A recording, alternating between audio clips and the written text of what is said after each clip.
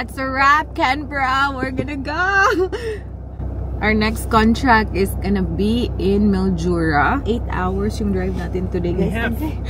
Ouch! 8 hours and a half. Grabe, ang lamig. Negative 2 nga. Lamig-lamig talaga. Grabe. Gusto ko sanang hanapin yung ibang jacket natin na puffer. Pero tingnan nyo naman yung sitwasyon natin sa likod. Na ano tayo, na-carried away tayo dito sa ating stays kasi sa Canberra. So, ang dami natin mga nabili-bili. Grabe na talaga. Ayan, halos hindi na namin makita yung likod sa dami ng gamit. Kahit tube ng car, negative 2. Sabi ko, ano ba yun?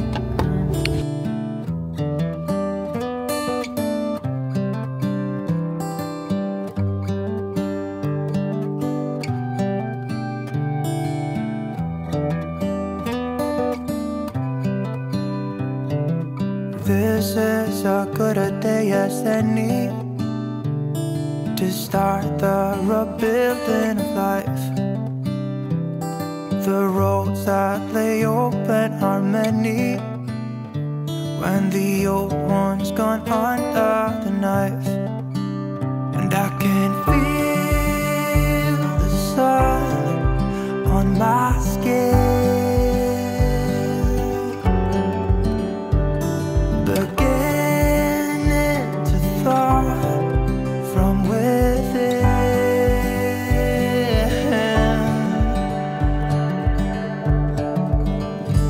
Today and not tomorrow, there's no time to buy. Na-delay talaga yung ating trip because of the McDonald's natin na stop.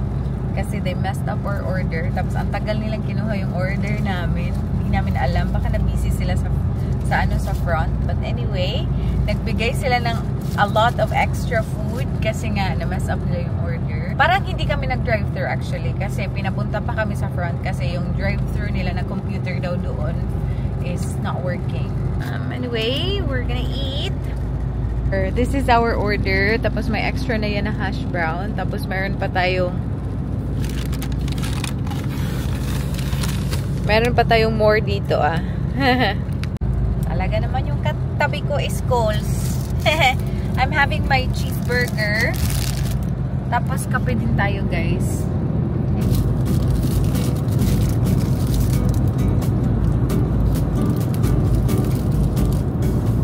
Good.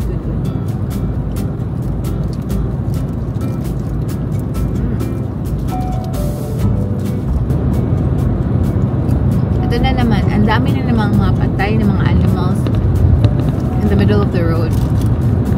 And kanina, hindi ko lang ma-vlog, muntikan na din kaming hindi naman muntikan, pero nakakita si Michelle ng kangaroo or wallaby na gusto na naman mag-suicide, guys. Nung malapit na kami, doon pa siya na tumawid. So, ganyan talaga. Dusk or dawn, nagsisilabasan yan sila. So, you really have to be very careful in driving. Buti na lang si Michelle yung nagdadrive sa mga medyo dark pa yung road kasi hindi masyadong maganda yung mata ko talaga, guys. So, later na tayo mag-drive. Like, ngayon, okay na kasi very bright na. Wala na yung mga wallaby and kangaroo sa mga oras na ito. Very, very rare na lang. Yung fries, ginawa nilang large. I think hindi maganda yung start ng morning ng mga staff doon.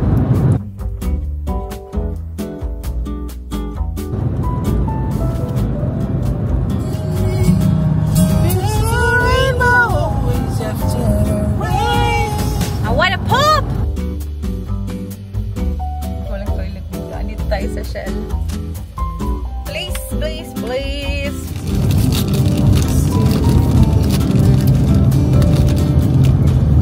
I think I can finish the one right move. I'm sure.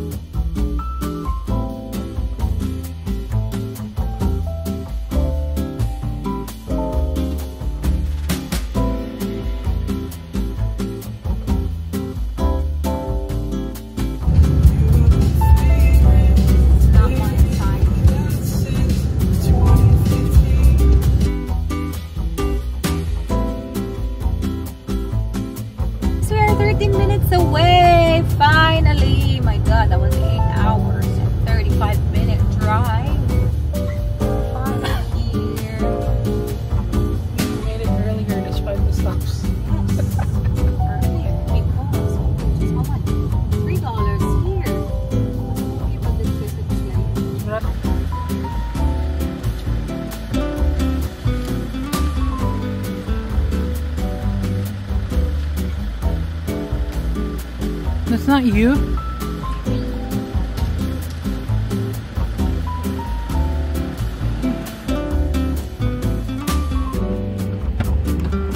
Let's see.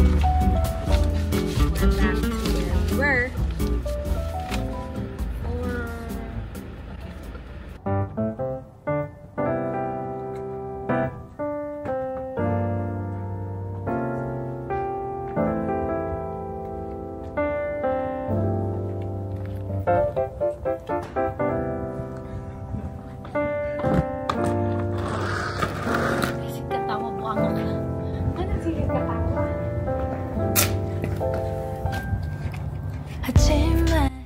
Guys, here's the accommodation. We're finally here.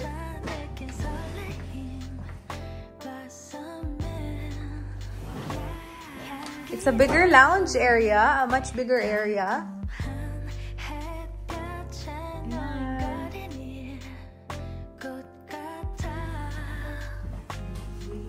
This is the first bedroom, guys. We have a queen size bed dito. Ayan. And then, yay! Tapos, ito naman yung second room, guys. So, single bed siya, pero pwede to siya ipagtagpi para maging queen bed. Ayan. Yes. And this is the toilet, guys. Ayan. In fairness lang talaga, mas malaki to siya compared sa previous namin na accommodation. Dito sa same workplace na to.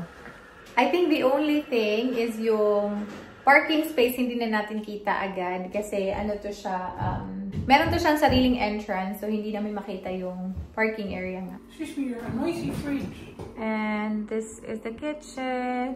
Yeah, medyo ano yung maingay yung ano na.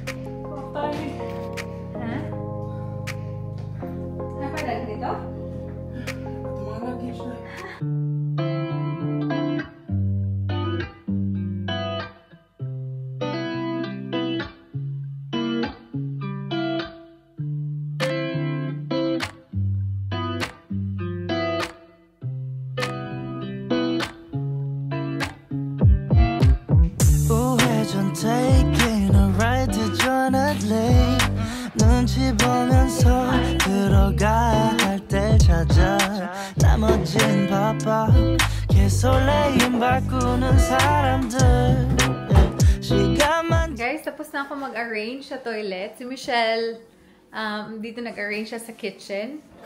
Malapit na kami matapos actually, but nag-click and collect tayo sa Kohl's. So, i-collect na namin and pretty much tapos na tayo. I'm so happy. Just the clothes, pero okay lang yan.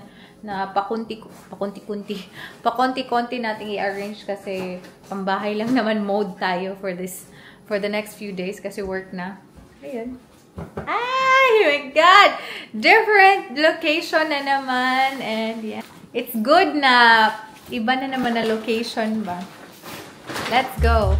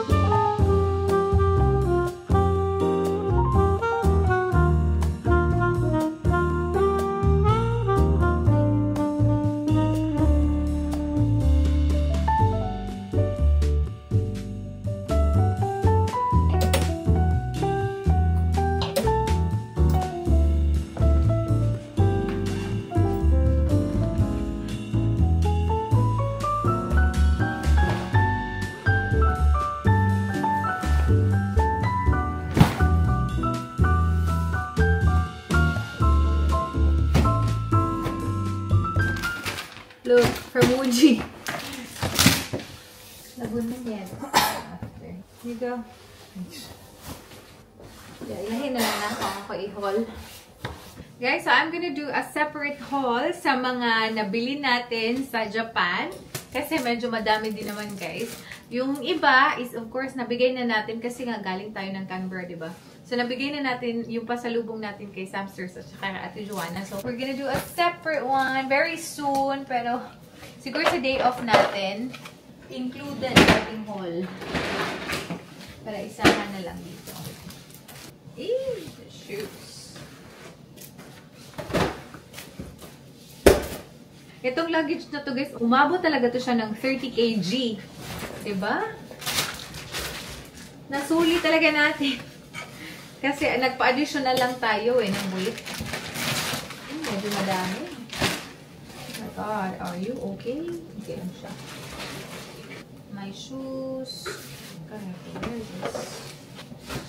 Tapos natin yung kailangan ilabas. My shoes.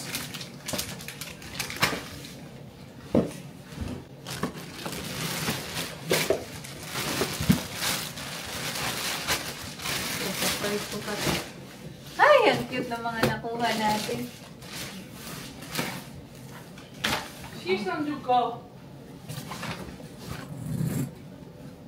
Hanap ko ng charger, Day.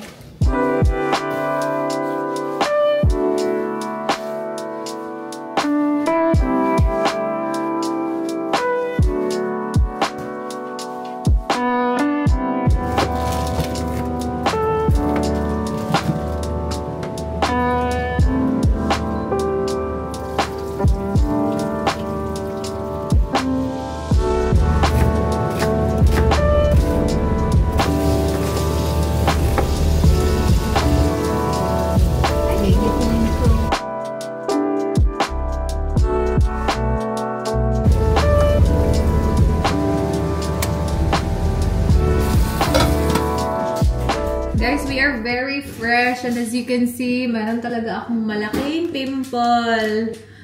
Kasi during sa flight talaga natin, hindi tayo nakapag-wash ng face. Sana pinush ko na lang talaga na mag-wash ng face sa, sa plane.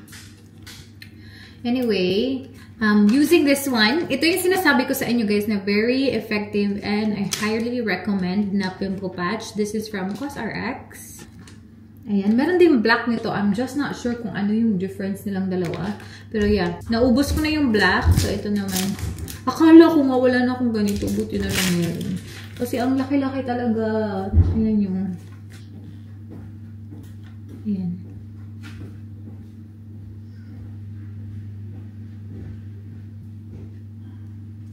Tapos meron din maliit dito na side.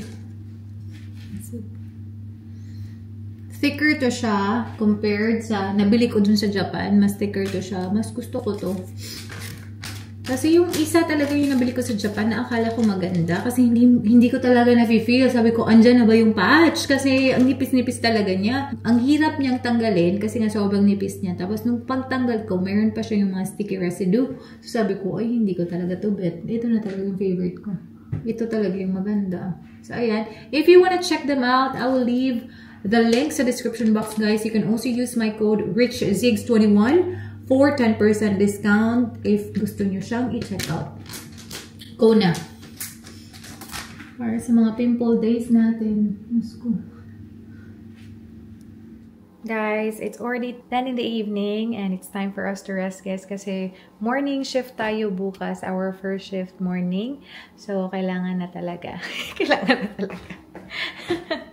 I cut my nails. Okay na siya. Ready for work. And yes, I'm gonna vlog tomorrow as well. So, sama ko kayo. Sama ko kayo sa ating first day. Ayun lang. Hope to see you guys on my next one. Bye!